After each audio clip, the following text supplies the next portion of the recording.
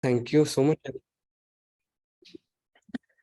Thank you, everyone. Thank you so much, everyone, for being here. I will start.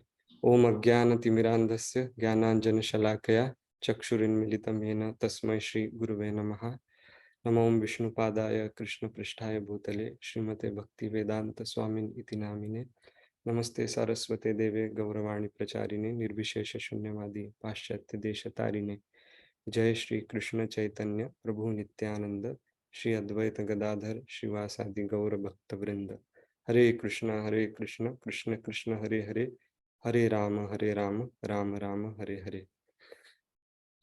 Hare Krishna, everyone.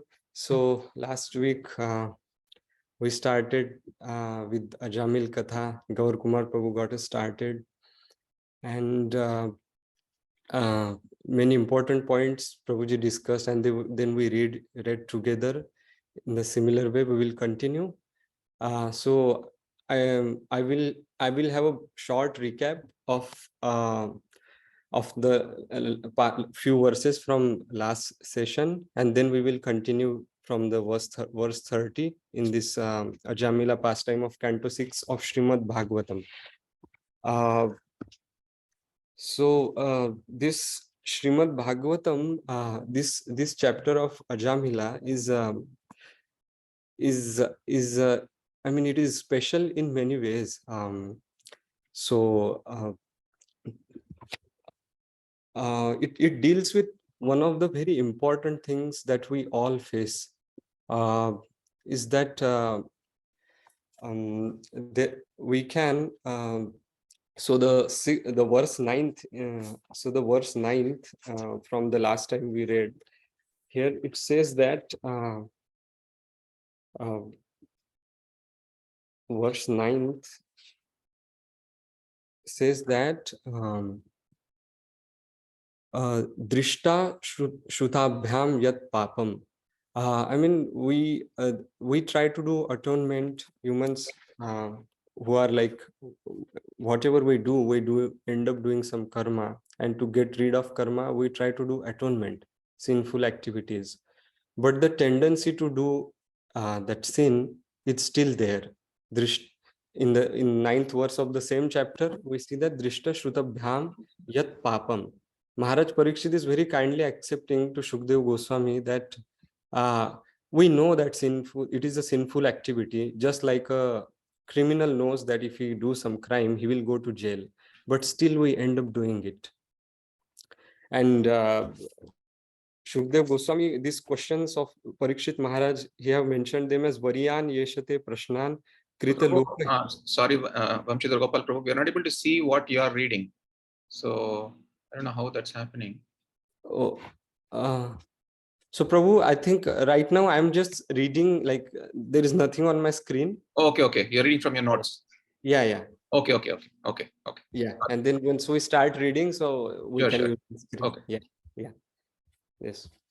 So this is like Bhagavatam 2.1.1, where where Shukdev Goswami is appreciating Parikshit Maharaj for his questions, because they relate to everyone and they touch the core problems of the humanity.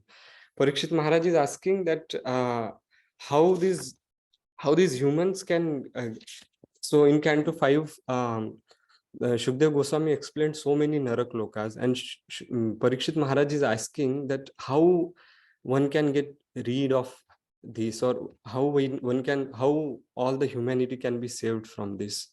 And Shukdev Goswami appreciates Parikshit Maharaj's inquiry very much. Variyan eshate prashnan krita loka hitam nripa. It is glorious because it is beneficial for everyone. And the answer to this subject, this question, is prime subject matter for hearing. So the questions and answers, especially in this chapter, are like I mean, it's very relevant to people like us, or to people like me, who are trying to means they have their own downfalls, own downsides, and at the same time they are trying to make some progress as a human. So there comes we see that there are some rules and regulations that have been suggested by Shastras to follow. For example, worshippers of Kali, they eat meat by doing certain rituals and then offering it to Kali, and then they eat. But the purpose is that the Shastra has given that opportunity for them to do so, with the intention that at some point they will get rid of it. But it doesn't happen. There is the verse in this context comes Jugupsitam. It's a so the Vyasdeva is kind of his Jugupsitam dharma kritenu shasatah. Vyasdeva is being chastised by Narad Muni. Narad Muni is saying that in the Vedas that you have written, you have allowed some sense gratification in the name of dharma for the people who are naturally attracted towards sense gratification, and this won't actually help them. You need to write Krishna Katha, pure pastimes of Lord Krishna, and then only it can help. So uh, the tendency still remains there. One more example is given, very famous one is like Vishwamitra Muni. He's a great devotee, but we can take some example from his past life. Vishwamitra Muni, he was a king, and then he wanted Surabhi cow. He was defeated by Vasishtha Muni, and then he wanted to become a Brahma Rishi. He wanted to become Brahma Rishi, but he started meditating. Lord Brahma appeared and blessed him, and he told him that you have done so much penances, you will become Maharshi. But he didn't accepted it. He said that I don't want to Maharshi, I want to be equal to Vasishtha Muni, I will become a Brahmarshi. Then he keeps on meditating, and Devtas get afraid of it, especially Indra. He sends Menaka to allure Vishwamitra Muni, and Vishwamitra Muni somehow in the past time happens that he get attracted to Menka. He falls down from his position and he gets a daughter child as well named Shakuntala. So after that he repents. Vishwamitra Muni severely repents, and then again he performs severe austerities. This time this sinful king named Trishanku comes into play, who went to Vasishtha Muni and asked that, can you give me Swarga without doing any good karma? And Vasishtha Muni denies, and then he comes to Vishwamitra Muni. And Vishwamitra Muni, he requests same thing to Vishwamitra Muni, and Vishwamitra Muni says, and he tells Vishwamitra Muni that Vasishtha couldn't do it. Can you do it? So now Vishwamitra Muni thinks that this is time to defeat Vasishtha in some way. And then he says that I can take you to Swargaloka. He chants few mantras, sprinkles some water on him, and then Trishanku starts ascending to Swargaloka. But since Devtas and Indra sees that this man without a good karma is coming to Swargaloka, they just block his passage. And Vishwamitra Muni gets angry, and he tries to create his own graha for Trishanku, his own Swargaloka. So it is said that Lord can manifest multiple planets or galaxies and universes, and the Jiva who are Siddhas, they can manifest their own planet if they want with some Siddhi. So Vishwamitra Muni manifested that planet, but it went out of orbit. It was just hovering randomly and could disturb the existing planetary system. So he had to pray to Lord to save the calamity. And Lord Hari at that time saved. But because of this act of Vishwamitra Muni, he again lost his tapobala. And again he started meditating. Then again Indra got afraid and he sent Rambha. This time Rambha came, she started dancing, showering Parijata flowers on Vishwamitra Muni. And seeing that, he got so angry. Now this time Vishwamitra Muni became victim of Krodha. And he cursed Rambha that He cursed Rambha, and because of that curse, he lost his tapobala. But this time, and again, he has to do a lot of tapasya, and then um, Vishwamitra Muni became Brahma Rishi, and he became devotee of Lord Ram. So, and then story moves forward that how he was integral part of Ram Leela and Sita Ram Vivaha. So until that tendency was cleared out, he had to suffer. In the it's not exactly in the same context, but for example, Hiranyakashipu did severe austerities. Bhagavatam says that only his bones were visible and nothing else. He did this level of austerity, but um, he did austerity. Apparently, he gave up all sense gratification, but the tendency of gratifying senses or enjoying or lording it over material nature was very deep there. And as soon as he received power from Lord Brahma, he started kind of doing all kinds of havoc and trying to gratify himself in whatever way possible. So so this so after this so this chapter deals with this tendency, like how to curb this tendency, like how to get rid of it, so that the living entity can be uh, actually benefited. Like the karmana gahano gati, that's what Krishna says in Bhagavad Gita, that karma, the cycle of karma is very tough to trace. uh, like at in the same lifetime we will be reaping results of some good karma, some bad karma, and then while enjoying fruits of good karma or suffering bad karma, we will be creating new karma. Even though whatever atonement you do or get rid of the previous karma, you will keep creating new karma.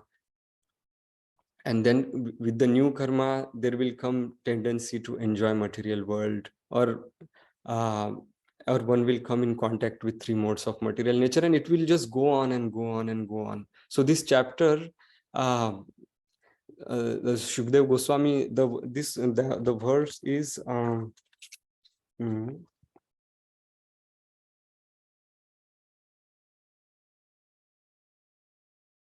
yeah. So the verse 19, I will mm, yeah, 19th verse.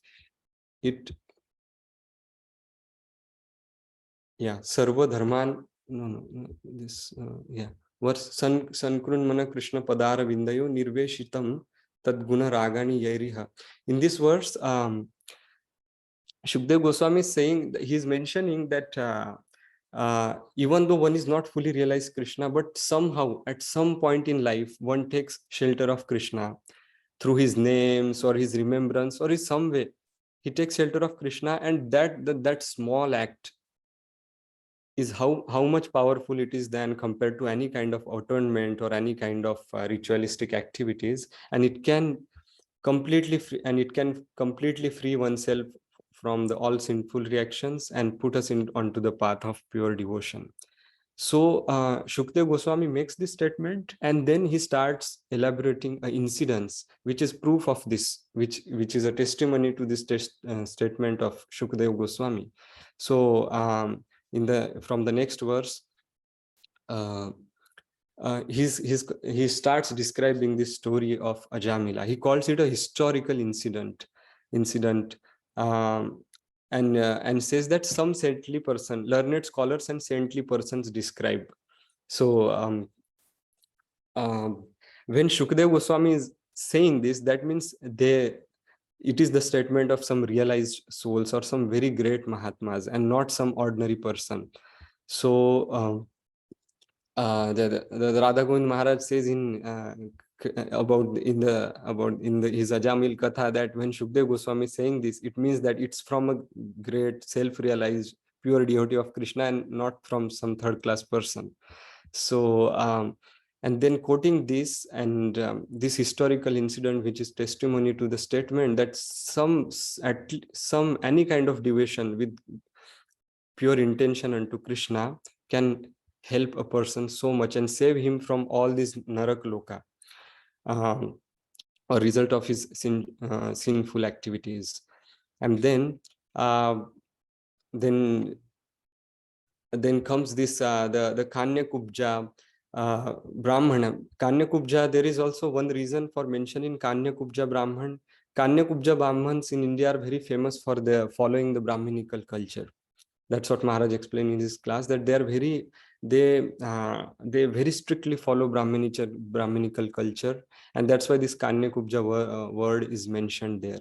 But that pure Brahmana, because of bad association, got spoiled, and it was the association of a prostitute, and how he lost all his Brahminical quality. And at the age of 86, he had a child called Narayana. So in this regard, Maharaj mentions that that one day this Ajamila used to live on the outside of the village, on the border of the village, because he was so sinful. He used to earn his livelihood by mugging people, as being a dacoit, or just stealing money, or all kind of adharmic activity. He specifically mentions that. So this Ajamila was kind of outcast, used to stay out of the village, and some Mahatmas came into that village, and they asked some people in the town that is there a place of some Brahmana family where we can stay and take rest for tonight? And those people, I mean, in a humorous way, or just to fool those Mahatmas, they tell him that, oh, there is Ajamil Mahatma who just stays outside the village, and you can go and stay at his place. And these Mahatmas, they came at his place. And they told the wife of Ajamila that, oh, this some villagers told us like this. And she thought that they are great Mahatmas, they may not be able to stay at our place. She offered them some grains and some rice, and they stayed at near their house for the night. And then they realized that these are not actually the Brahmana family, they are Shudras, and they are leading very sinful life. So before leaving, they give suggestion to Ajamila and his wife that since she was pregnant, those Mahatmas tell him that when your son is born, please name his as Narayana. They were being kind to him, thinking that they cannot do perform any religious activities, and this is the best way then they can be connected to Krishna. So with the suggestion of those Mahatmas, when the kid is born, they name it as Narayana. And then we see all the explanation from verse 22 to onwards, that how what was the character of Ajamila, and how that after that child was born, they were very attached to it. And it was always like, Narayana, can you come and sit on my lap? Narayana, will you eat? For everything, like their whole day was around Narayana, and they were chanting the name of Narayana again and again and again. And it is mentioned that this chanting of Narayana word or name this many times automatically destroyed his sinful activities, all his talk of sinful activities, but the tendency was still there. And this tendency was still there, but now he kind of became eligible to lead a pious life, or somewhere, because of those much chanting of Narayana name. And when he witnessed the discussion between the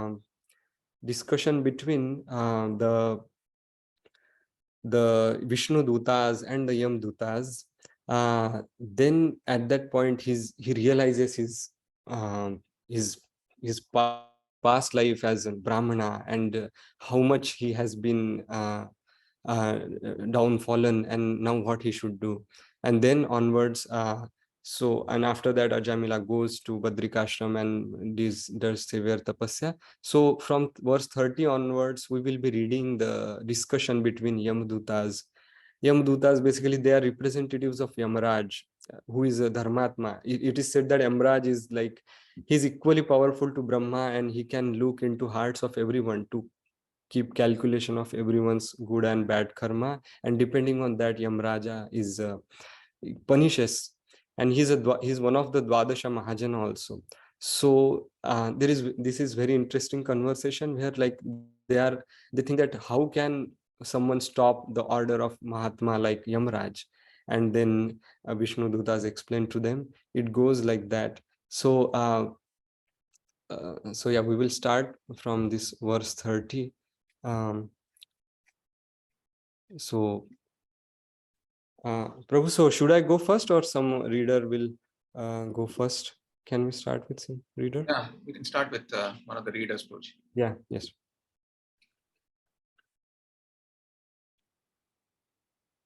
Maybe, yeah. Who is Jitendra Prabhu or Nupur Mataji? Can one of you start, please?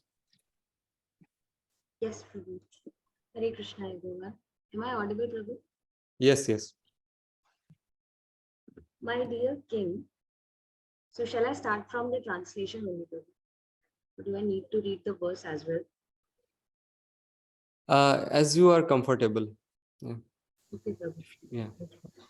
My dear King, the order carriers of Vishnu, the Vishnu Dut, immediately arrived when they heard the holy name of their master from the mouth of dying Ajamil, who had certainly chanted without offense because he had chanted in complete anxiety. Purport: Sri Vishwanath Chakravarti Thakur remarks Hari Kirtanam Nishmaya Patan Katham Bhutasya Baturnam Bruvata. The order carriers of Lord Vishnu came because Ajamil had chanted the holy name of Narayan. They did not consider why he was chanting while chanting the name of Narayan. Ajamil was actually thinking of his son, but simply because they heard Ajamil chanting the Lord's name, the order carriers of Lord Vishnu, the Vishnu Doots, immediately came for Ajamil's protection. Hari Kirtan is actually meant to glorify the holy name, form, pastimes, and qualities of the Lord. Ajamil, however, did not glorify the form, qualities, or paraphernalia of the Lord. He simply chanted the holy name. Nevertheless, the chanting was sufficient to cleanse him of all his sinful activities. As soon as the Vishnu Doots heard their master's name being chanted, they immediately came. In this regard, Srila Vijayadhwaj Tirth remarks, Anen putra sneham antaren prachina drishtabalat udbhutaya bhaktaya bhagvana sankirtan kritam iti gyayate. Ajamil chanted the name of Narayan because of his excessive attachment to his son. Nevertheless, because of his past good fortune in having rendered devotional service to Narayan, he apparently chanted the holy name in full devotional service and without offenses.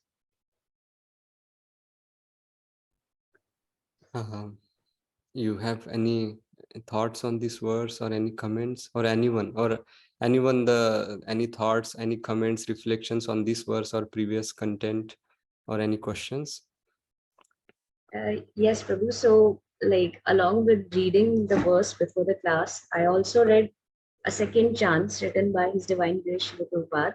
So, in that, he was sharing that like Ajamil was remembering, he appealed to his youngest son that Narayana, please come, I'm dying. So, Krishna is so kind that as soon as he heard Ajamil chant Narayana, he immediately dispatched his assistants.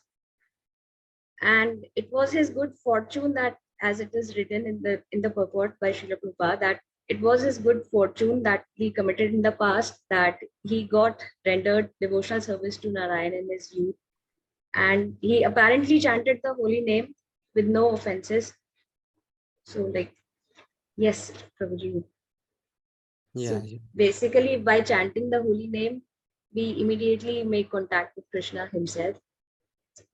Yes, yes, right. And then just chanting that name, Vishnu Dudas came and saved him. And last time, as Gaur Kumar Prabhu was telling, the hidden reason behind this, that he was trying to call his son Narayan, but then he realized that Narayan, his child, that child cannot actually do anything, and then he ended up thinking about Lord Narayan, and then Vishnu Dudas came and saved him.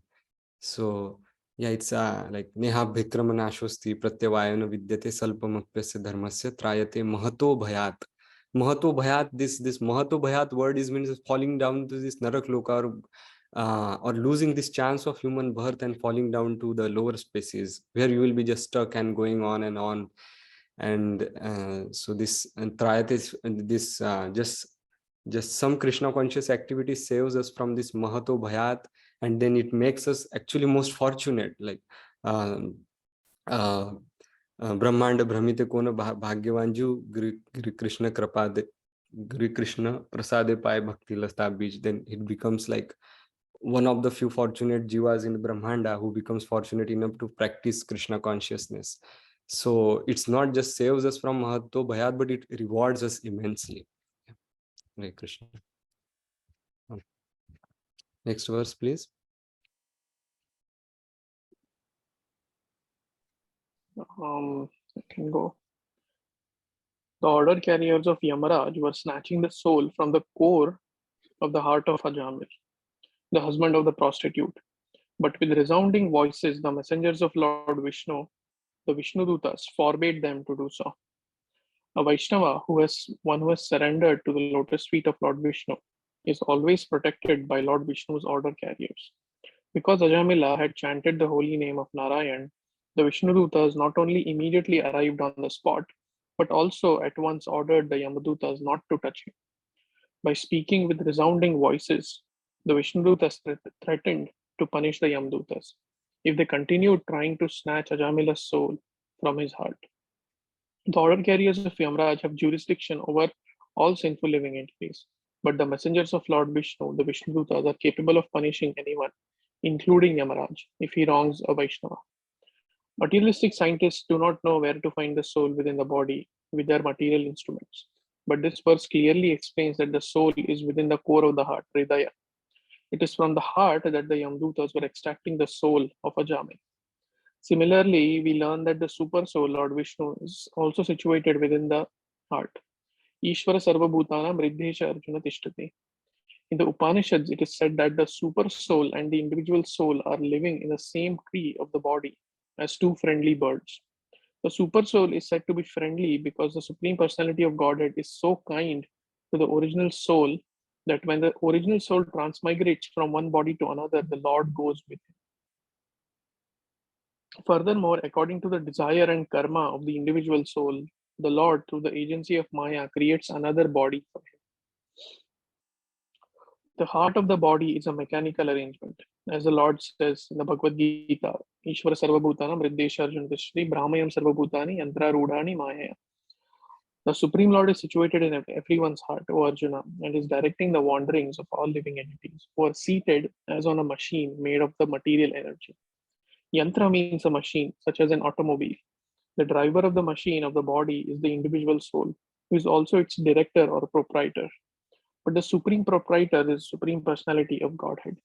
One's body is created through the agency of Maya, Karmana Daiva Netrena, and according to one's activities in this life, another vehicle is created again under the supervision of Daivi Maya. Daiviya Esha Gunamayi Mama Maya Duratveya. At the appropriate time, one's next body is immediately chosen, and both the individual soul and the super soul transfer to that particular bodily machine. This is the process of transmigration. During transmigration from one body to the next, the soul is taken away by the order carriers of Yamraj and put into a particular type of hellish life, Naraka, in order to become accustomed to the condition in which he will live his next body, live in his next body. So, yeah, Prabhupada is explaining the mechanism of how the soul is situated in the heart region of the body, along with the super soul, and how the super soul. So it's like there can be no better friend than Krishna, we can say, because whatever yoni we go to, whatever species of life we may go through, the Lord actually is there with us in the form of the super soul. And Prabhupada also quotes about the Upanishadic verse. It comes in Mundaka Upanishad, where it is said that like the soul and the super soul are like two birds on the tree of the body, and one bird is busy eating the fruits of the body. Sometimes he's hit by thorns, he's pricked by thorns. Sometimes he gets some sweet fruit, he's enjoying that and suffering sometimes. And all the while, this other bird, which is the super soul, is waiting for this soul bird to turn to him. And that is how the Lord is patiently waiting for us to turn towards him.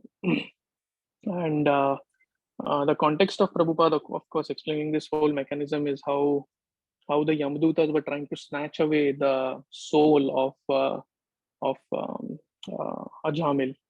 So it is said that the soul is spiritual in nature, so nothing material can touch it, right? At the same time, the Yamadutas, they actually snatch the soul away. So how does that happen? So I had heard this analogy long ago that imagine a cricket match where it's like it's become really the climax of the match, like the last ball, and a sixer is required to win the match. And then the audience is watching, right? There is a guy who is watching. He's like at the edge of his seat, and then the ball is bowled, and suddenly the TV is switched off and taken away, right? And then this guy is so engrossed into it that he goes along with the TV because he's so engrossed to it, he's so attached to it. Similarly, the Yamdutas, they carry away the soul through the agency of the subtle body. They can't really touch the soul directly, but because the soul misidentifies with the subtle body, the Yamdutas are successful in snatching away the soul through the subtle body. Yeah. Just again, yeah, some more details, but Yes, yeah, amazing. Many important points. Yeah, what exactly happens, and as Prabhupada speaks, like yantra rudhani maya. Yeah. So this uh, um, this again, this the with the beginning that we start, like one associates with material body, one tries to enjoy, we because of it, which creates abhiman, like that I am the doer, and then it causes us to engage with material world, enjoy or suffer, and then we create more karma, and then we accept more bodies. Brahmayam sarva bhutani yantra rudhani maya. We accept this material body and then keep migrating from one body to another. And then it just goes on. Like for this, the word is in many verses in Bhagavatam, you will find the word samsmriti is used. So sansmriti moola sula pradanana sakala shoka dayak abhimana. It's one of the words from Sri Ramcharitmanas, that it says that samsmriti, the abhiman, that the associating with body is a gateway. Like we are soul, and its soul is not, it doesn't belong to material world. It needs some gate to enter, and that gate to enter is abhiman. Samsmriti means like coming and going, taking birth and dying. So this abhiman, or this pride, or the ego, it acts as the gate, and then one associates with the body, and then accept various body and try to enjoy, and in that pursuit of enjoying, one creates karma, uh, or one end up doing sins, and then one ends up, the soul lands in hell. So this Shukdev Goswami, this Parikshit Maharaj, and Shukdev Goswami is telling us like how one can be completely saved from all this trouble.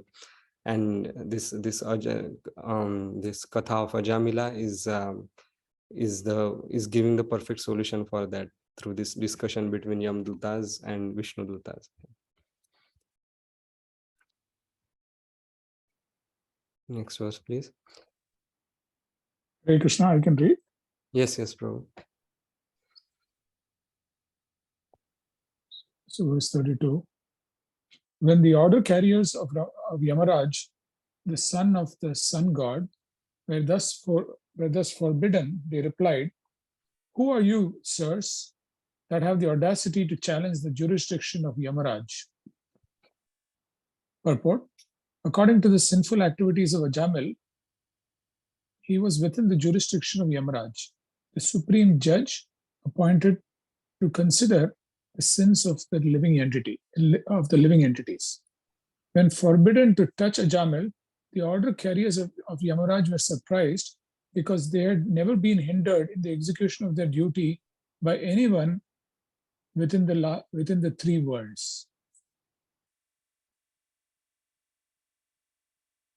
So can you do you want to comment on this verse, Prabhu? Yeah. So obviously the Vishnu Dutas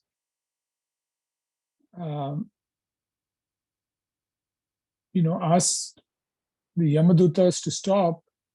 And I think in the previous word it says with a loud voice. It sounds like, right, with a resounding voice, and this kind of alarmed the Yamadutas, and they were surprised because they had never been challenged before, and they had, they were doing their duties, and they didn't expect it, I guess, at that point of time, but they were challenged. Yes. Yeah, like as you aptly mentioned that, yeah, this it didn't happen to them before, because Yamraja is a I mean, he's a great person. He's like a supreme judge for the material world, and empowered by Lord Krishna to punish the sinful souls and bring them back, or like purify them. So and these Vishnu Dutas are like the followers of Yamraja, order carriers of Yamraja, and they will go to the souls which belong to them and not like to others. So they were surprised, like, who is coming between the order of Yamraja? And then they ask the Vishnu Dutas like that, but they ask them respectfully, like since they see the in the next verses will come, because they look very beautiful, very exalted souls.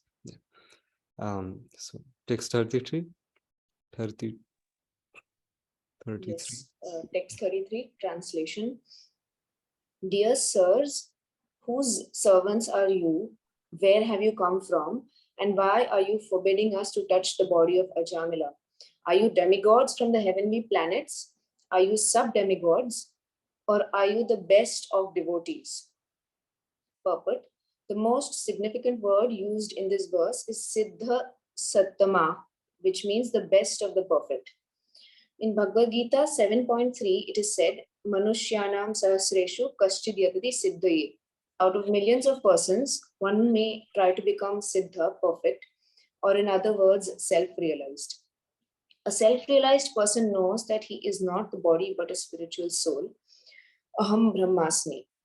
At the present moment, practically everyone is unaware of this fact, but one who understands this has attained perfection and is therefore called Siddha. When one understands that the soul is part and parcel of the Supreme Soul, and one thus engages in the devotional service of the Supreme Soul, one becomes Siddha Sattama. One is then eligible to live in the Vaikuntha planets or Krishna Loka. The word Siddha Sattama therefore refers to a liberated pure devotee. Since the Yamadutas are servants of Yamaraj, who is also one of the Siddha Sattamas, they knew that a Siddha Sattama is above the demigods and sub-demigods, and indeed above all the living entities within this material world. The Yamadutas therefore inquired why the Vishnu Dutas were present where a sinful man was going to die. It should also be noted that Ajamila was not yet dead, for the Yamadutas were trying to snatch the soul from his heart. They could not take the soul, however, and therefore Ajamila was not yet dead. This will be revealed in later verses. Ajamil was simply in an unconscious state where the argument was in progress between the Yamadutas and Vishnudutas. The conclusion of the argument was to be a decision regarding who would claim the soul of Ajamila. So 2 points here that I felt that struck me. One was the word Siddha Sattama. So in the from the viewpoint of like yoga philosophy, Siddha is basically understood as somebody who is, like a mystic, somebody who has the siddhis. But here we see this spiritual understanding of the word Siddha, where Prabhupada is saying one who understands that the soul is part and parcel of the Supreme and engages in devotional service becomes a Siddha Sattama. He gives a much higher understanding of the word Siddha. And the second point is this is like such a stage where it's so graphic.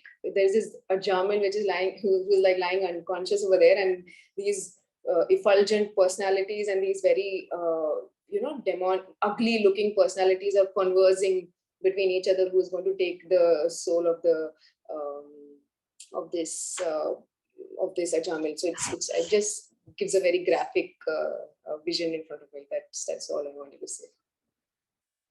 Yes, yeah, amazing. As Siddha Saptamas, as you mentioned, I think it's they are calling this Siddha best of the devotees, like Siddha Saptamas. So even Yamadutas knew that the devotees are even above the demigods, and the pure devotees of Lord, even above that position is even above demigods. And in this purport, one more thing I really like is like Srila Prabhupada is giving actual meaning of Aham Brahmasmi, that we are spiritual soul who is like part, we are spiritual soul, and not that Aham Brahmasmi means that I am God. It is like I am the part and parcel of God's spiritual soul. And as you mentioned, yeah, the graphic, it's quite a scene. Like Ajamil is kind of, he's in complete trauma, like what's going to happen with me, like, oh, these ugly looking creatures going to take my soul, or Vishnu Dudas will save me, and the discussion is going on. 34, text 34 and 36 is next. I think Purna again. Yeah. The order carriers of Yamraj said, "Your eyes are just like petals of lotus flowers, dressed in yellow silken garments decorated with garlands of lotuses, and wearing very attractive helmets on your heads and earrings on your ears. You all appear fresh and youthful. Your 4 long arms are decorated with bows and quivers of arrows and with swords, clubs, conch shells, discs, and lotus flowers. Your effulgence has dissipated the darkness of this place with extraordinary illumination. Now, sirs, why are you obstructing us?" Purport: before even being introduced to a foreigner, one becomes acquainted with him through his dress, bodily features, and behavior, and can thus understand his position. Therefore, when the Yamdoots saw the Vishnu Doots for the first time, they were surprised. They said, "By your bodily features, you appear to be very exalted gentlemen, and you have such celestial power that you have dissipated the darkness of this material world with your own effulgences. Why then should you endeavor to stop us from executing our duty?" It will be explained that the Yamdut, the order carriers of Yamraj, mistakenly considered Ajamil sinful. They did not know that although he was sinful throughout his entire life, he was purified by constantly chanting the holy name of Narayan. In other words, unless one is Vaishnava, one cannot understand the activities of a Vaishnava. So the dress and the bodily features of the residents of Vaikunt Lok are properly described in these verses. The residents of Vaikunt, who are decorated with garlands and yellow silken garments, have 4 arms holding various weapons. Thus, they conspicuously resemble Lord Vishnu. They have the same bodily features as Narayana because they have attained the liberation of Sarupaya. But they nevertheless act as servants. Although the residents of Vaikunt Lok know perfectly well that their master is Narayana or Krishna, and they are all his servants, they are all self-realized souls who are Nitya Mukt, everlastingly liberated. Although they could conceivably declare themselves as Narayan or Vishnu, they never do so. So they always remain Krishna conscious and serve the Lord faithfully. Such is the atmosphere of Vaikunt Lok. Similarly, one who learns the faithful service of Lord Krishna through the Krishna consciousness movement will always remain in Vaikunt Lok and have nothing to do with the material world. So, like, again, I was going through the book. So it said there, like Srila Prabhupada said there, as Lord Krishna says in verse 15.6 Bhagavad Gita, that na tad bhasyate suryo na shashanko na pavakaha. He says that Krishna says, my abode is not illuminated by the sun, moon, the fire, or electricity. So the Yamdoots, they weren't knowing where the Vishnu Doot had come from. So they are like bewildered to see them. And the Vishnu Doot, they had the exact resemblance with Lord Vishnu, except for one very prominent feature, that is the Kaustuba jewel, which Lord wears on his chest. So here, like, mm,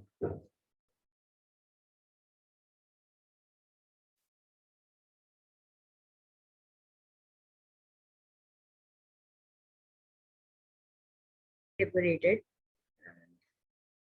Ah, That's it. yeah. I think your last few sentences we missed. There was some disconnect, internet issue. But yeah, thank you so much for like you are on the go. You are also sharing the summary of this second chance book, which is really beautiful.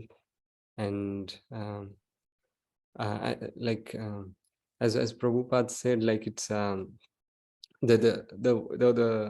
residents of Vaikuntha Loka, they are as beautiful as Lord. They have lot of opulence. Only difference is that they know that they are servants of Lord Narayana. This only one principle makes all the difference. uh, even the demons, they were very powerful, beautiful, but they thought that they are equal to Narayana or above Narayana, and then they got destroyed. But the pure devotees, they always want to serve Lord Narayana.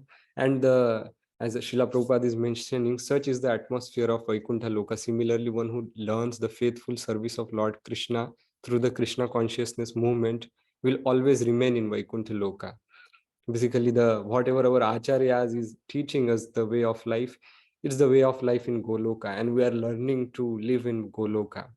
So so if we are strongly connected with Srila Prabhupada's teachings and following him, that means, as Srila Prabhupada is saying, we are in Vaikuntha Loka, and one has nothing to do with the material world. Yes. I think there's a comment from Sundari Saki Mataji. Please go ahead. Please. Prabhuji, were you sharing anything more? Vamsi, Prabhu? No, I'm good. Yeah, please go ahead. I felt one very important point, another very important point in this purport was where Prabhupada is writing, unless one is a Vaishnava, one cannot understand the activities of a Vaishnava. So he's like telling us not to judge other Vaishnavas based on just their outwardly appearances or what we perceive or what our perception is.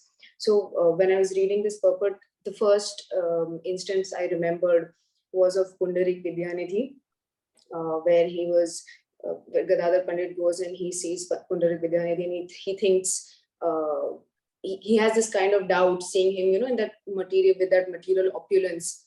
He feels that, I don't know, is he really a pure devotee?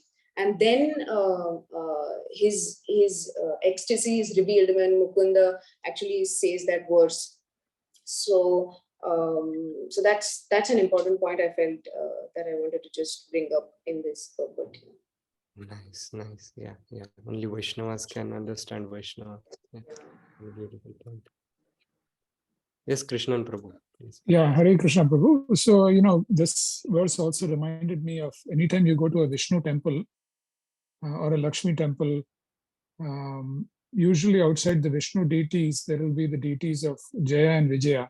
The statues will be there. And I had heard in a class that Jaya Vijaya also looked exactly like Lord Vishnu. And so in a typical temple, there also Jaya Vijaya, the statues look very much like Lord Vishnu. And they're as beautiful as the Lord's the appearance. And the only subtle difference that I noticed is that in these temples they depict Jaya and Vijaya with a tooth, almost like how demons are represented. So maybe to remind us that Jaya and Vijaya later became Hiranyakashipu and Hiranyaksha. And so, next time you go to a Vishnu temple, maybe you guys have already noticed it, but I noticed it, so I thought I'll share it with you. I think I missed it, Prabhu, but thank you for sharing. Yeah, next time I'll look at it. Yeah, amazing. Prabhu, Gaur Kumar Prabhu, do you want to comment on something, please? Like whatever we read or the before the. No, Prabhu. I just put something on the chat. So I like what Sundari Saki Mataji mentioned. So the verse that Mukunda recites is the Ahobakiyam verse, the famous verse, which says, alas, how shall I take shelter of one more merciful than he who granted the position of mother to a she-demon Putana, although she was unfaithful and she prepared deadly poison to be sucked from her breast. So as soon as Pundarik Vidyanidhi listens to this particular recitation, he goes into ecstasy. And then that's when Gadadhar Pandit realizes that this person is a very, very advanced soul. So before that point, he was just thinking of him as an ordinary person. Why is he in so much luxury and so on? But once Pundarik Vidyanidhi goes into ecstasy, then he realizes that this person is a real Vaishnava. And then he actually takes shelter of him and accepts him as his guru, actually. Okay, just wanted to mention that. Thank you. Yes, very good. So next, as Prabhu mentioned about the Ahobakyam verse and the mercifulness of the Lord, in this context, I wanted to cite one more verse, that this is verse from Prachetas. Rupam Bhagavatatva etad ashesha klesha sakshayam avishkritam na klishtaham kim anyad anu kampitam. See, in this like in this words, the Prachetas are saying that like we material souls, we like to we chase after miseries. We chase after miseries. We chase after material enjoyment, and then indirectly we chase after miseries. If you run after a material enjoyment, it will be soon followed by some kind of misery, suffering. So we always keep chasing after the miseries, but still the Lord is so compassionate. He appears in this material world in the form of his avtaras or in the form of his archa vigrahas. So this shows the unlimited mercy of the Lord, and his mercy, Lord is completely merciful to even those sinful souls. Then what to speak of his dear devotees of the Lord? And this pastime is certainly like mercy or causeless mercy of the Lord on the souls who are struggling in this material world. Yeah. Text 37. Would like to go next, or if anyone has any comment, questions, please feel free to do so. Jitendra Prabhu, you want to read? Yeah. There's one interesting fact about the pastime which Gaur Kumar Prabhu mentioned and Sundari Sakhi Mataji mentioned. So as per Gaura Ganadesha Deepika, Pundarik Vidyanidhi is Vrishabhanu Maharaj and Gadadhar Pandit is Radharani. So they are actually like in Krishna Leela, they are like father and daughter. And in Gaur Leela, it's Gadadhar Pandit and Guru and disciple essentially. Right. Yeah. Anyway, next verse. Shukadev Goswami continued, being thus addressed by the messengers of Yamaraj, the servants of Vasudev smiled and spoke the following words in voices as deep as the sound of rumbling clouds. The Yamdutas were surprised to see that the Vishnudutas, although polite, were hindering the rule of Yamaraj. Similarly, the Vishnudutas were also surprised that the Yamadutas, although claiming to be servants of Yamaraj, the supreme judge of religious principles, were unaware of the principles of religious action. Thus the Vishnudutas smiled, thinking, what is this nonsense they are speaking? If they are actually servants of Yamaraj, they should know that Ajamil is not a suitable candidate for them to carry off. It's very humorous. Prabhupada writes, what is this nonsense that they are speaking? So essentially here we see that both parties, their sevas are being hindered.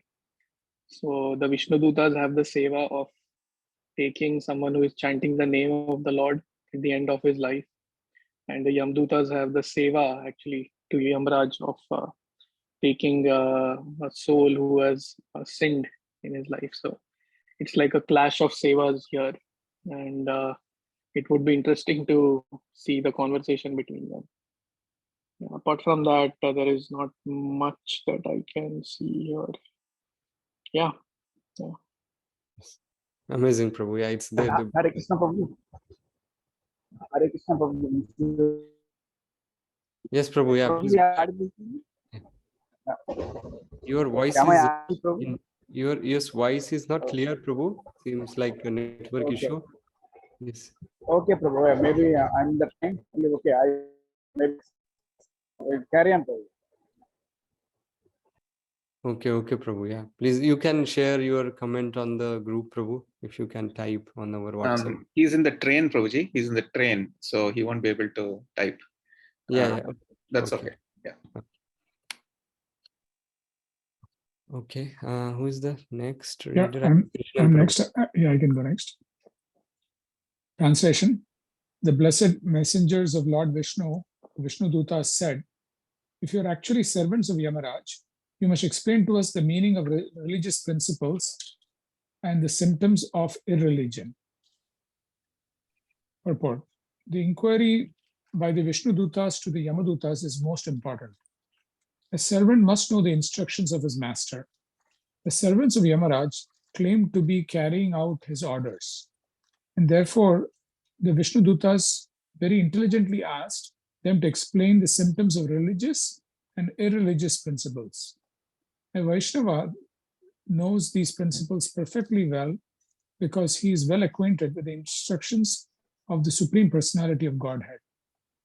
The Supreme Lord says, Sarva Dharman Parityajya Mam Ekam Sharanam Vraja. Give up all other varieties of religion and just surrender unto me. Therefore, surrender unto Supreme Personality of Godhead is the actual principle of religion. Those who have surrendered to the principles of material nature instead of to Krishna are all impious, regardless of their material position. Unaware of the principles of religion, they do not surrender to Krishna, and therefore they are considered sinful rascals, the lowest of men, and fools bereft of all knowledge. As Krishna says in the Bhagavad Gita 7:15,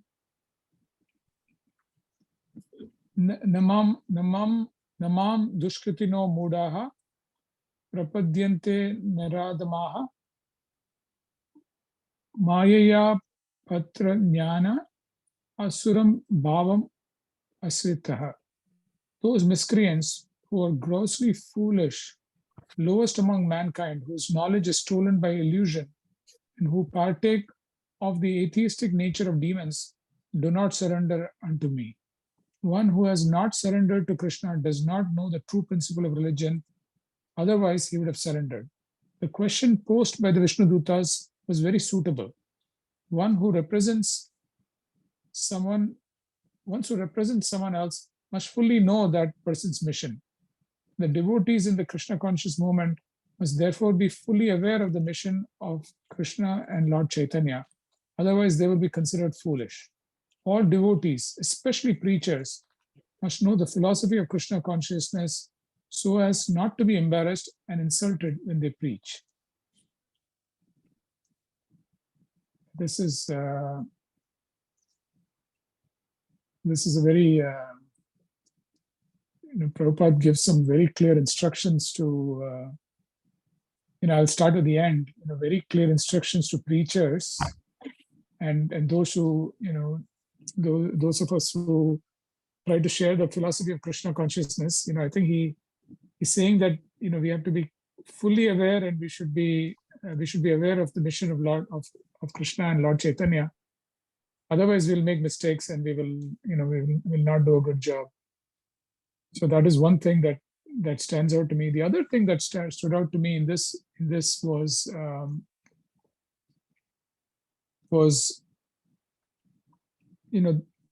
those who have surrendered to the principles of material nature, those who are in Maya, and irrespective of the position, material position that they have, they may be rich or educated or in the material sense. But if they haven't surrendered to Krishna, they're still bereft of all knowledge, and these are 2 points that stood out to me. Yes, Prabhu, amazing. What was the last point you said, Prabhu? Can you please? Yeah, it is the folks who are extremely who are surrendered to material nature. That is, they may be rich, wealthy, they may have high positions in society, But if they don't understand the principles of religion, which is to surrender to Krishna, then they should be considered fools, bereft of all knowledge. Right. So true. Yeah. Yeah. Jitendra Prabhu. Yeah, about the first point that Prabhuji mentioned about knowing the mission. So just an extension to that, the way we know the mission of Krishna and Lord Chaitanya, the specifics is through the mission of our Guru and through the mission of Prabhupada. So for instance, Prabhupada himself, he made the instruction of his Guru as his life and soul. That was his mission, to come to the West and preach. Right. So yeah, this is a really we talk about having a purpose in life, right? More than happiness, more than pleasure. What really gives meaning to life is purpose, and that purpose comes through the mission of the Guru, of mission of Prabhupada. And the more we align to that mission, the more we will please them, and through them we will please Krishna. So just a small point. Of course, this is very idealistic. I'm myself very far away from it, but yeah, it's just theory to me, but a good type of theory to share. Yes, Prabhu. But yeah, I think this kind of encouragement only like makes us like aware and careful what we should be doing and what not we should be doing. So thank you for bringing it up. Yeah. Krishnan Prabhu, you have some points to mention? One more point I just want to mention in this, which I'd heard in a class, that it's very dangerous to speculate. And, so we should never speculate, and we should also always stay true to, as Jitendra Prabhu said, the instructions of the Guru, of our Guru Maharaj, of Sadhu Shastra, and not try to come up with our own theories. Yes. Yeah. Yes, Prabhu. Yeah. There is some verse which called Jnano Prayasam Udapasya. Like Radhesham Prabhu was quoting this when he was giving class in ISV. That one should give this, as you mentioned, speculation is basically it's a Gyan Prayas. We try to put our own mind or collect some information from internet or do something, think whatever we want, and then it just destroys our devotional service. So yeah, it's very important not to speculate and hear from authorities. I also want to make few points on this particular part because it's telling us about like carefully, and Srila Prabhupada is mentioning Krishna consciousness movement must therefore be fully aware of mission of Krishna and Lord Chaitanya. That means our hearing and reading should be good. So I remember like some past time I heard of some Maharaj, maybe Gaur Govind Maharaj or some other Maharaj, that he went to a Delhi temple once, and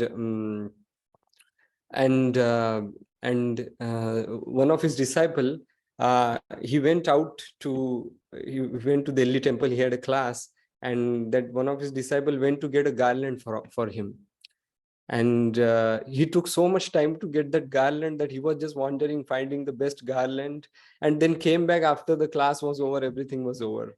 And then his Guru Maharaj asked him, where was you? So he told that, Maharaj, I was trying to serve you. I was serving you. And he asked, what kind of service? Like you brought this big garland, like like a python, like something. And but there he was telling that the biggest service a disciple can one of the most important service that not biggest but one of the most important service that a disciple can render to his spiritual master is sitting down and listening his class. The Shravanam is given the one of the top priorities in all aspects of Bhakti Yoga, in all the angas of Bhakti Yoga. And it is very important service. It is actually a service. Sometimes we end up thinking that or it just happens that the priority is given to some other services and not like trying to make some time to hear class, sitting down and hearing peacefully. but that is also a very important service and one of the most important services actually. And that's what I think Srila Prabhupada is trying to insist through this, that even Bhakti Siddhanta Saraswati Maharaj, when the time came to give Srila Prabhupada initiation, he said that, yeah, he likes to listen. And that's why I'll give him initiation. Radhesham Prabhu was telling in his class in ISV that there is only act of listening or the desire to listen makes the difference. Those devotees who like to hear, they are like this, and those who don't, they are like this. That's how he try to stress on that, because without properly listening, we may miss on very vital aspect of our bhakti and maybe focusing on just externals. Yeah, just the point, just whatever I heard I'm mentioning. Yeah, it's not my realization. So yeah, Prabhu, should we move to the next verse, or do we want to I think we can go till 40, Prabhuji, and then next week we can finish up to 55. okay. So who is next? I think Sundari Sakhi Mataji. Yes, Prabhu. Text 39, translation. What is the process of punishing others? Who are the actual candidates for punishment? Are all karmis engaged in fruitive activities punishable, or only some of them? Purport: one who has the power to punish others should not punish everyone. There are innumerable living entities, the majority of whom are in the spiritual world and are Nitya Mukta, everlastingly liberated. There is no question of judging these liberated living beings. Only a small fraction of the living entities, perhaps 1/4, are in the material world. And the major portion of the living entities in this material world, 80 lakh of the 84 lakh forms of life, are lower than human beings. They are not punishable, for under the laws of material nature, they are automatically evolving. Human beings who are advanced in consciousness are responsible, but not all of them are punishable. Those engaged in advanced pious activities are beyond punishment. Only those who engage in sinful activities are punishable. Therefore, the Vishnudutas particularly inquired about who is punishable and why Yamaraj has been designated to discriminate between who is punishable and who is not. How is one to be judged? What is the basic principle of authority? These are the questions raised by the Vishnudutas. This reminded me of one who has the power to punish, others should not punish everyone. Yamaraj himself, like the supreme punishing authority, maybe you can say, he himself was cursed by Manduk Muni. Mandukya, yeah. Some Muni who didn't agree with his judgment. So he basically does a very delicate role of deciding. And he obviously does it very well. He's one of the Mahajans. So yeah. And another point it struck me was, for some reason, I don't know, I used to always feel like there are too many living beings more in the material world than the spiritual world. I don't know where this misconception was. And I think it's getting clarified here that like the spiritual world, only a small fraction of the living entities, perhaps 1/4, are in the material world. So this was one point that struck me. Yes, yeah. I mean, I really like the point that you pointed out, like that how one has power cannot punish everyone, and how it is very risky role. Like even Yamraj got like cursed, and he born as Vidura by Mandukya Rishi.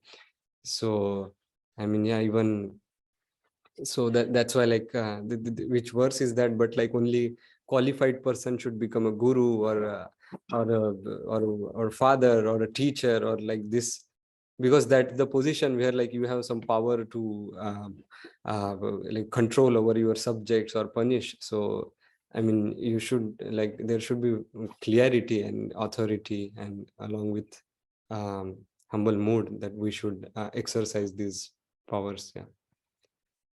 Thank you. So anyone else has any comment on this verse particularly? Okay, yeah, 40th verse, last verse. Is it again Nupur Mataji again? Yes. Yeah, thank you. Text 40. The Yamduts replied that which is prescribed in the Vedas constitutes dharma, the religious principle, and the opposite of that is irreligion. The Vedas are directly the Supreme Personality of Godhead Narayan and are self-born. This we have heard from Yamraj. Purport. The servants of Yamraj replied quite properly. They did not manufacture principles of religion or irreligion. Instead, they explained what they had heard from the authority Yamraj. Mahajano yena gataha sa pantha. One should follow the Mahajan, the authorized person. Yamraj is one of the 12 authorities. Therefore, the servants of Yamraj, the Yamduts, replied with perfect clarity when they said, Shu Shuma, we have heard. The members of modern civilization manufacture defective religious principles through speculative concoction. That is not dharma. They do not know what is dharma and what is adharma. Therefore, as stated in the beginning of Srimad Bhagavatam, dharma projita kaipu atra dharma, not supported by the Vedas, is rejected from the Srimad Bhagavat Dharma. Bhagavad Dharma comprises only that which is given by the Supreme Personality of Godhead. Bhagavad Dharma is Sarva Dharma, Paritajya Mam Ekam Sharanam Braja. One must accept the authority of the Supreme Personality of Godhead and surrender to him, and whatever he says, that is Dharma. Arjuna, for example, thinking that violence was a dharma, was declining to fight, but Krishna urged him to fight. Arjuna abided by the orders of Krishna, and therefore he is actually a dharmi, because the order of Krishna is dharma. Krishna says in Bhagavad Gita 15.15, Vedaischa sarvair aham eva vedaya. The real purpose of Ved knowledge is to know me. One who knows Krishna perfectly is liberated, as Krishna says in Bhagavad Gita 4.9, Janma karma cha me divyam evam yo veti tatvaha taya katva deham punarjanma naiti mam eti so Arjuna. One who knows the transcendental nature of my appearance and activities does not, upon leaving the body, take his birth again in this material world, but attains my eternal abode, O Arjuna. One who understands Krishna and abides by his order is a candidate for returning home back to Godhead. It may be concluded that dharma, religion, refers to that which is ordered in the Vedas, and adharma, irreligion, refers to that which is not supported in the Vedas. Dharma is not actually manufactured by Narayan. As stated in the Vedas, asya mahato bhutasya nishvasitam etad yad rigved iti. The injunctions of dharma emanate from the breathing of Narayan, the supreme living entity. Narayan exists eternally and breathes eternally, and therefore dharma, the injunctions of Narayan, also exist eternally. Srila Madhavacharya, the original Acharya for those who belong to Madhav Gaudiya Sampradaya, says, Vedanam prathmo vakta harir eva yato vibhu ato vishnav atmaka veda iti ahur veda vadinaha. The transcendental words of the Vedas emanated from the mouth of Supreme Personality of Godhead. Therefore, the Vedic principle should be understood to be Vaishnava principle, because Vishnu is the origin of the Vedas. The Vedas contain nothing beside the instruction of Vishnu, and one who follows the Vedic principle is a Vaishnava. The Vaishnava is not a member of a manufactured community of this material world. A Vaishnava is a real knower of the Vedas, as confirmed in Bhagavad Gita, Vedaischa sarvair aham eva vedaya. So, Srila Prabhupada says that in the book, Second Chance, explaining this verse further, he says that there's no such thing like this is my opinion, or I think it means this. Religion is not determined by what someone thinks. So he said that, yes, so as he said in the purport, that Yamraj is one of the 12 Mahajans, great personalities who are authorities in both spiritual and material affairs. So the Yamduts, they were claiming that they should not hinder them in the performance of their duty, because they were acting under the order of a bona fide authority. And one thing that is said here, that is Mam Ekam Sharanam Braja, that means simply surrender unto me. That is the true religion. Anything else is irreligion. And so dharma means the laws given to man by God. Yes. That's it. Yes, yeah.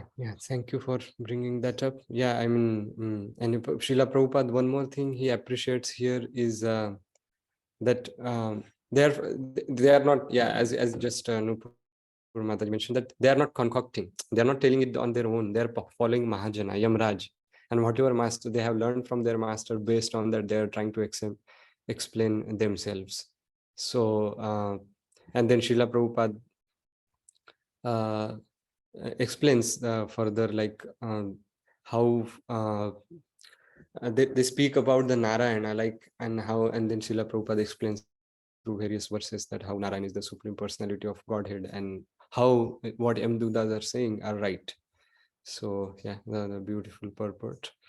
And I think, yeah, so we are going to stop here, as Prabhuji mentioned today, but I would like to conclude with one more verse from this verse. Actually, I wanted to said, it says that Navay Jano Jatu Kathancha Na Braje Mukunda Sevi Anyavad Anga Samsmritim Smaran Mukundangri Upaguham Punar Vihautum Icchenana Rasagrahu Jana.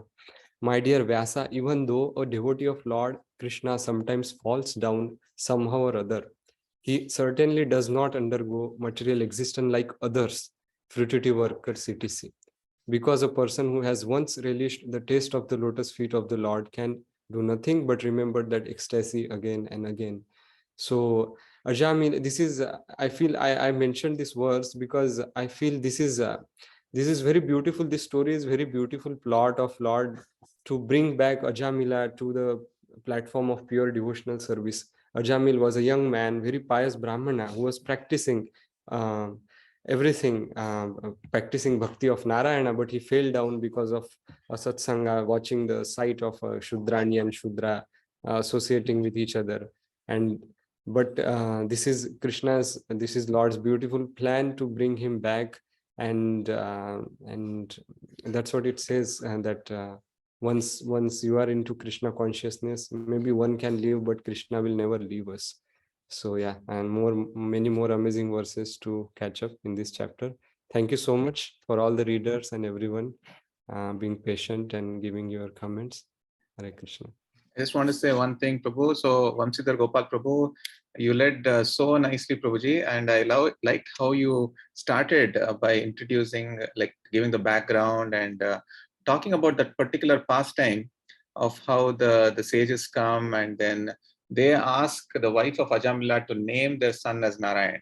So first they get the mercy through the advanced souls, and then the power of the holy names is revealed. So both are revealed through this pastime. So thank you so much, Vamsidhar Gopal Prabhu, for sharing that. And also, I really like this verse again, 1519. Can you click on that again, Prabhuji?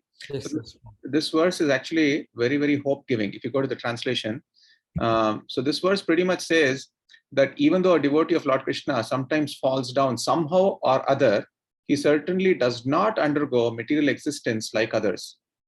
Because a person who has just once relished the taste of the lotus feet of the Lord can do nothing but remember that ecstasy again and again. So Gaurang Prabhu always says that once you enter, it's like mafia. You can't leave so easily. So once you enter, you're always there. So once you enter, even if you want to leave, it's impossible, because you have tasted the lotus feet of the Lord once. And then this verse clearly says that you'll continue to remember that ecstasy again and again, no matter how many times you fall down. So thank you, Prabhu, for bringing this verse. It's a wonderful verse. Thank you. And this very nicely summarizes this pastime also. Ajamila, even though he fell down, he had actually tasted that once, and then it all came back. Yeah. Anything else you want to say, Vamsidhar Gopal Prabhu? Yes, Prabhu. Yeah, thank you so much for explaining it further and concluding it. Yeah. Okay, Prabhu. So next week we will finish this section, and this is we'll continue from verse 40. Is it 40 or 41, Prabhuji? 41. Yeah, 41. It will be 41. It will be next week. 41 from next week. So next Yeah. week, the leader is going to be Krishnan Prabhu.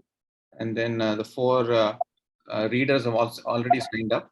So we'll do that next week. Thank you all so much. Vanchakalpatarubhyascha kripa sindhubhyevacha patitanam pavanebhyo vaishnavebhyo namo namaha. Ananta Koti Vaishnav Vrinda ki jai. Granthra Srimad Bhagavatam ki jai. Srila Prabhupada ki jai. Jai. Hare Krishna. Hare Hare Krishna. Krishna. Hare Krishna. Prabhuji, 41 to which verse? Up to So which 40, verse? Next? 41 to 55, Prabhuji. 41 to 55. Yes, yes. Okay, great. Thank you so much, Prabhu. Thank you. Hare Krishna. Thank you.